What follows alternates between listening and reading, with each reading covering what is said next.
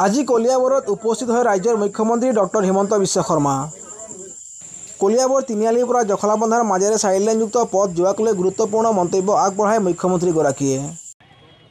News desk report, any express. যদি এলিভেটৰ corridor হয় তেতিয়াহ'লেতো আৰু 4 লেনৰ প্ৰয়োজন নাই। মানুহৰ মাটি বাৰী এনেই যাব, এনেই জখলাবন্ধাত ব্যৱসায় বাণিজ্য কমি আহিছে, আৰু যদি মাটি বাৰী যায় সমস্যাই হ'ব। গতিকে আমি চাই লওঁ এলিভেটেড কৰিডৰৰ ড্ৰয়িংটো আহক।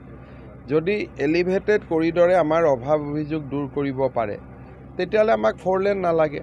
কিন্তু যদি স্থানীয় ৰাইজে ভাবে যে নহয় এলিভেটেড কৰিডৰো হওক 4 লেনো হওক, তেতিয়া সেই বিষয়ে ৰাইজৰ লগত কথা পাতি আমি সিদ্ধান্ত ল'ম। কিন্তু গোটেই বিষয়টো ৰাইজৰ লগত কথা বতৰা পাতিহে আমি সিদ্ধান্ত ল'ম। সেইটো এটা শুনানি, কি শুনানিটো তেওঁলোকে নিজৰ মতে যায়, কিন্তু প্ৰকল্পটো কৰাৰ আগতে অকল শুনানিয়ে নহ'ব, মতামত ল'ব লাগিব। হ'ব।